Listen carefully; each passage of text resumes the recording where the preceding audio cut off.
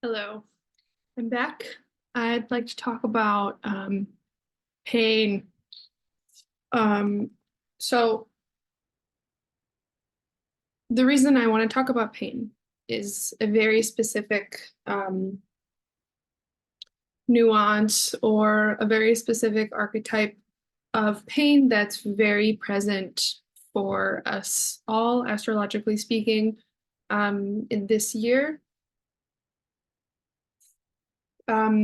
Like any astrological transit, um, it waxes and wanes. So we have this build up to the peak and then a separation from that peak experience.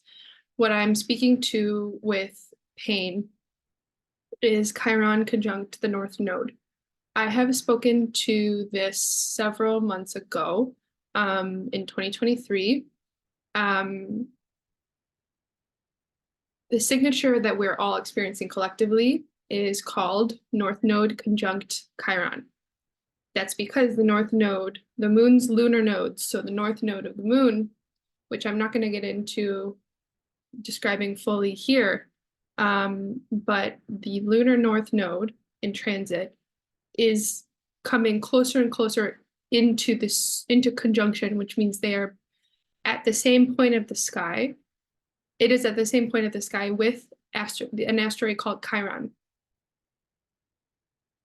Now, both of these points, the lunar north node and Chiron, are perhaps two of the most sensitive points in the sky and in our individual birth charts.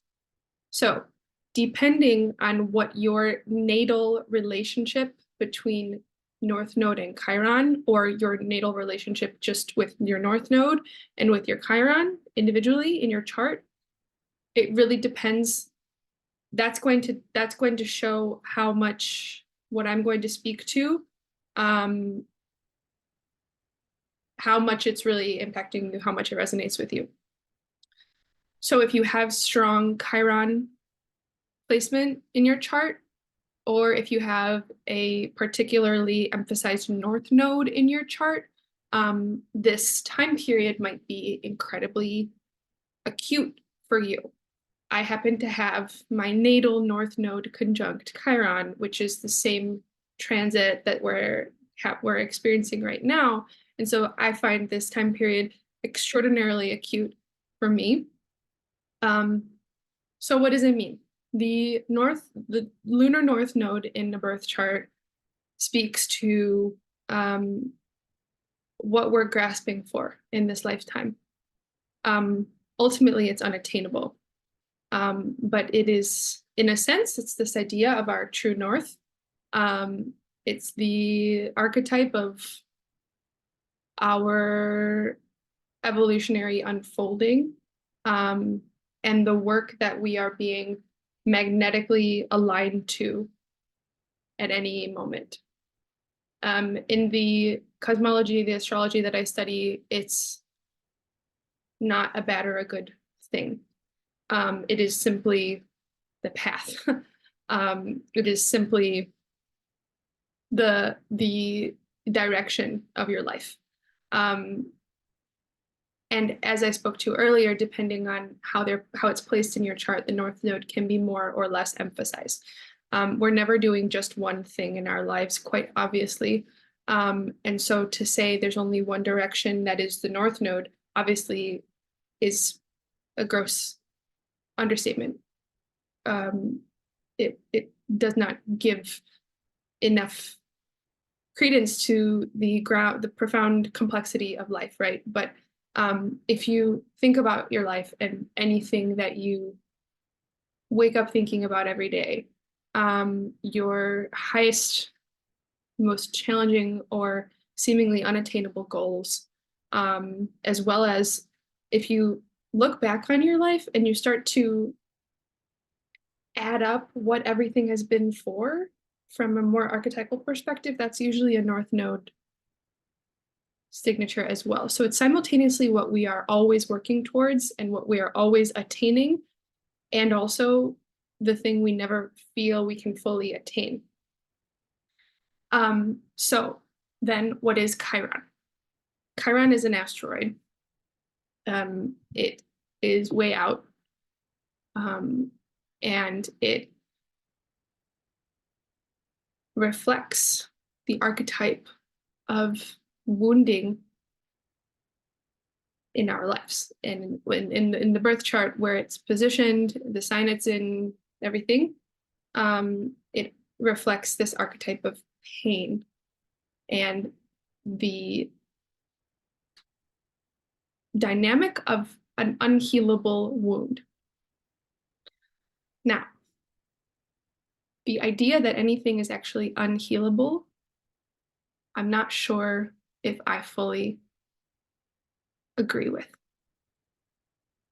I don't know if that fits into my ideology, my cosmology right now. And I think that that idea of what is an unhealable wound is very much so the thing that is coming into sharp consideration right now.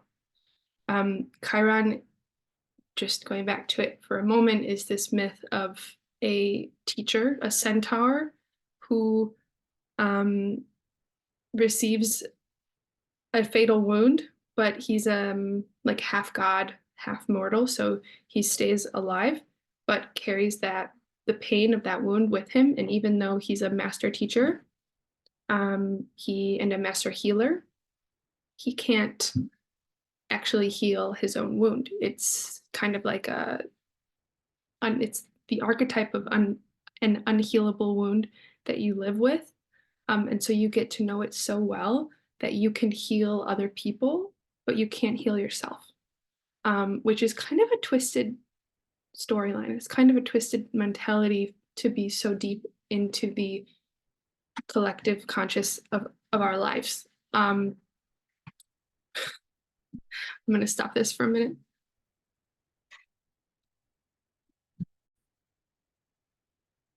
Okay, so I am in deep consideration around this archetype of a wounded healer and the necessity, if it has to be necessary, that we follow this reading of this archetype of Chiron, or if we can read this archetype of the wound and the healer as actually the healed healer, because there's a lot of collective consensus agreement around this unhealable wound scenario where we are so, it's almost romantic. It's almost there's something really morally righteous about it. Like, I can't heal my wound, but I know it so well, so I'm a master healer for other people who have a similar wound. But it's very self-sacrificing because I can never heal the wound myself. I'm, destined to be in pain for my entire life. These are stories. These aren't truths. Nothing is true. Everything is just because we have said it to be so for so long. And so when it comes to these archetypes and these myths, especially the ones around pain and around growth from pain and around healing, what any of this means is not cut and dry. In the same way you could say none of astrology is actually ever cut and dry. It's a consensus. There's been a collective consensus agreed upon, for the most part unconsciously, between everybody. And we cherry pick. We cherry pick what we like and what we don't like. And there are certain schools of astrology who are very clear around the moral implications of certain things, or the bad and the good, the dignities or the falls or that type of structures and schemes fully exist within other schools of astrology. It's not the school of astrology that I study. So I tend to read a lot more intuitively, and I tend to read with, I can't claim to say that I'm fully objective because I'm a human, but I tend to emphasize the strengths and the possibilities of certain placements while recognizing how easy it is to fall into certain negative expressions or experiences because, or not, wouldn't be because of, but it would be a reflection of chart signatures. But okay, going back to Chiron, if I read the North Node as this place of magnetism and life path, really, and then I think of Chiron as this place, this moment where we come to confront our own wounds and we come to confront the storyline around our wounds. That the storyline that we've been telling ourselves since we first kind of consciously touched that wound and recognized just how difficult it was to heal. Or even if we've told ourselves this is fully unhealable. My first introduction to astrology wasn't actually the astrology that I study right now. It was even more woo and out there, and it really fundamentally questioned what these mythologies and archetypes were serving us for. And especially when it comes to Chiron, and especially as we move into these new mindsets and worlds where we recognize our power in different ways, where we are liberating from certain structures and paradigms and moving towards full expression of ourselves, and letting go of a lot of the conditioning we've been carrying. And something about that conditioning is that it includes what we think deconditioning is. It's a little controversial, but I tend to think that even there's conditioning in how certain communities are talking about you need to decondition yourself, you need to decolonize yourself. That there's a similar expectation like of conditionality there. Like if you don't do that, you won't be accepted or allowed, which is just kind of a catch-22. I won't get into it here, but we need to liberate from the very ways we think that we're in charge. We need to liberate from the very things that we even know how to think. Or anyway, point is here. There is an inevitable, important movement towards being and presence. And when you prioritize that, you are necessarily prioritizing other things. And the more that you prioritize being and presence for the sake of your health and your nervous system and your soul and you listening to your inner guidance, the things that were benefiting from you when you were not doing that will start to ask for their attention back. And anyway, I'm veering off a little bit, but nothing is immune to change and nothing is immune to resistance, even the ideas of them themselves. So when it comes to Chiron and the North Node, at the most meta level that I can speak to, we are on a path right now as I speak collectively of redefining what pain means to us and how important or what the importance of pain is moving forward. And when I say pain, I mean it physically. An embodied pain, an embodied wound. The reason that this is coming up so strongly is because I think this path of self-expression and self-assertion, confidence to simply be and to simply express is becoming more and more paramount. That if we allow if we are not listening to physical pain and we are not in deep relationship and dialogue with it, it's not an if, it's more like there's an apprenticeship to physical pain that we are all kind of going through right now. And that physical pain for some might be really manifest psychologically, it might be manifest in relationship, but there is this unhealable wound that each of us are contending with, especially over the next year, but most importantly over the month of February. I will show you the chart now. I have waxed a lot about this already, but I feel very strongly.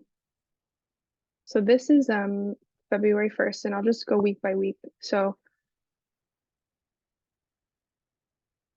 this is a symbol for Chiron, and this is a symbol for the North Node. The North Node moves backwards in the sky.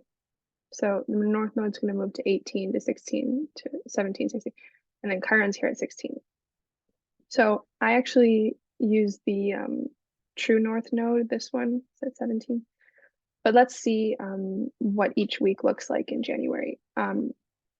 When these things are conjuncting, as I was trying to point out, there's just this inseparability of the magnetic path forward being one that necessitates we confront a seemingly unhealable wound. So let's go week by week.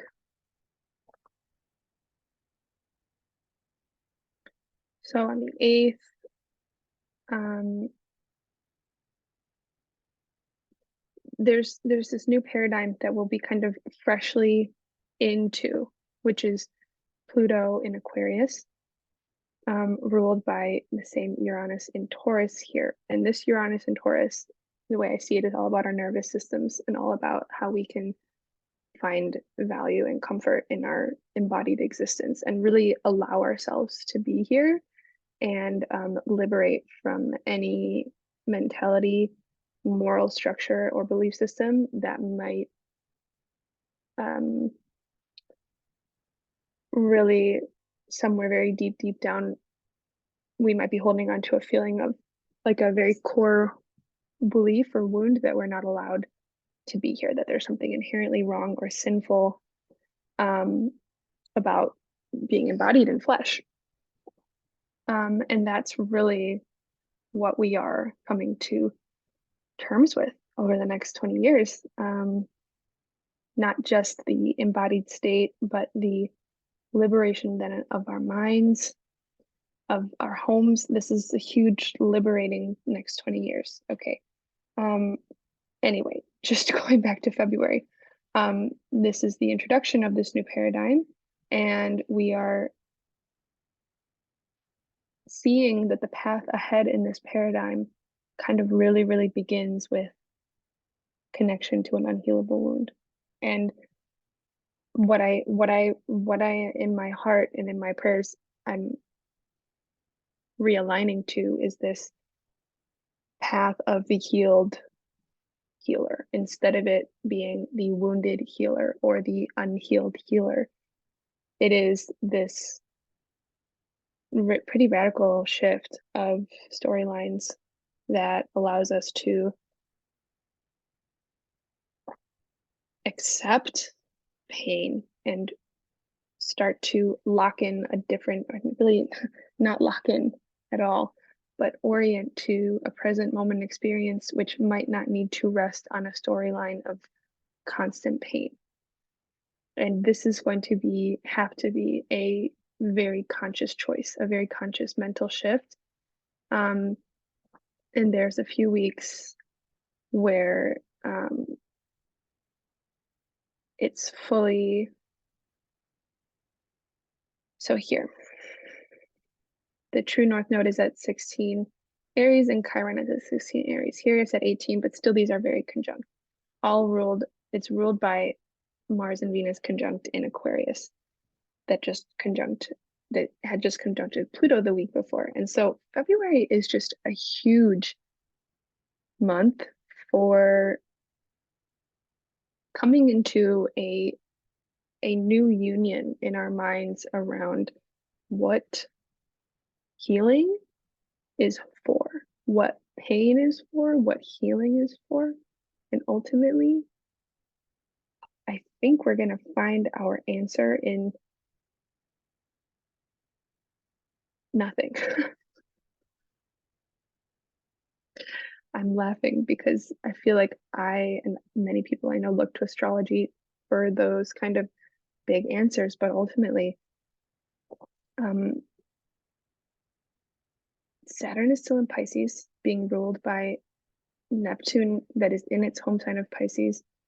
Um, our jobs are to give it up, like to just feel it, have it, give it up, find acceptance and union in our minds and move on. But what I what I'm very curious about is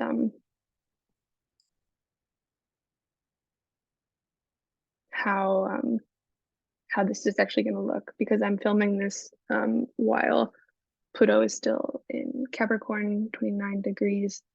Everything is still in Capricorn. And I think that this shift um, of Pluto into Aquarius, and then, everything will kind of follow into Aquarius by February, which means more of our consciousness will be aligned to this new start than it has been to the old in Capricorn. So I'll share my own story with this just to end. A few months ago, several months ago, it's like 5 or 6 months ago, I started a new job.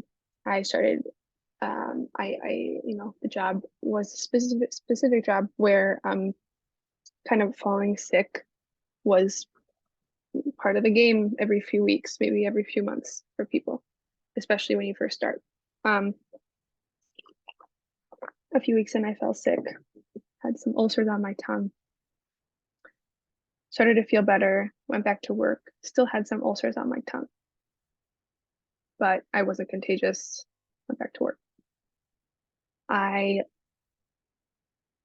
continued working for the next 2, 3 months with persistent pain on my tongue. And I would go to see doctors. The first few doctors were just like, yeah, this is just a bad ulcer. And then the next few doctors, the few weeks after, were like, the ulcer is gone. We don't see any signs of there being an actual like laceration in your tissue.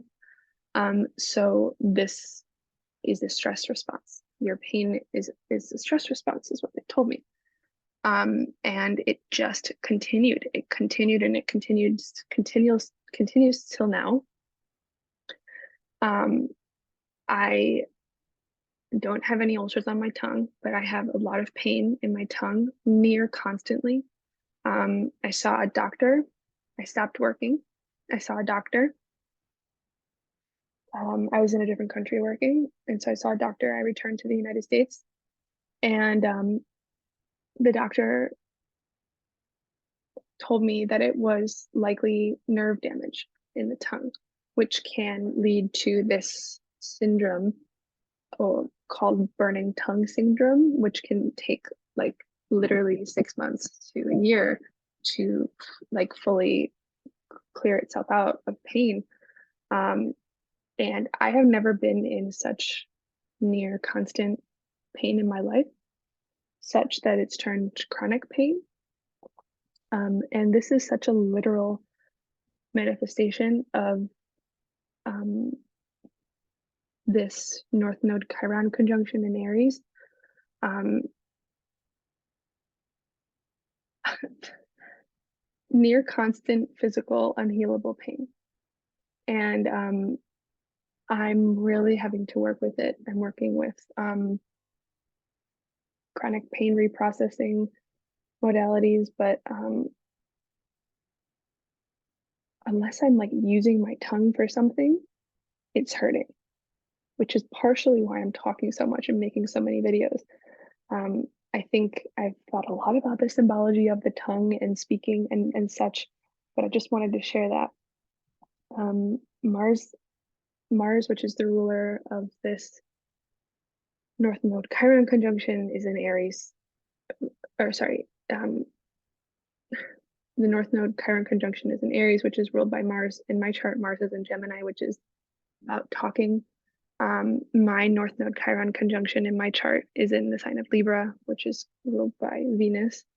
Both my Mars and my Venus are conjunct in Gemini. And so I know that a lot of this has to do with communication and with speaking and with there being some type of sensitivity. Ultimately, Chiron speaks to immense sensitivity and psychic information that comes by the way of discomfort. Specific like antennas of discomfort that we all are kind of aligned to. So I've been really very deeply thinking, and every time I communicate about this, the pain is still present, but if I'm not speaking, I'm kind of in pain. And if I'm really, I find there's a few things. If I'm really not doing work that I'm meant to be doing, my tongue really, really hurts. If I haven't eaten in a few hours, my tongue really, really hurts. If I'm dehydrated, my tongue really, really hurts in a way it has not ever in my life before. And so I wanted to share. I wonder if anyone else has been dealing with chronic pain. I know many people do. This is not simply a signature for everyone to just fall under a spell of chronic pain, but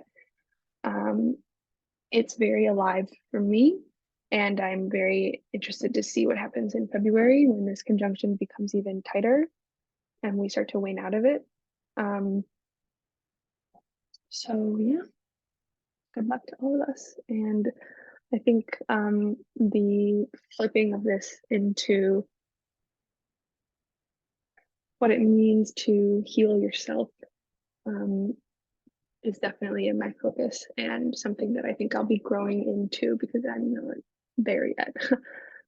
But I would appreciate any thoughts, comments, questions on the topic. And that's all for me, I think. So bye.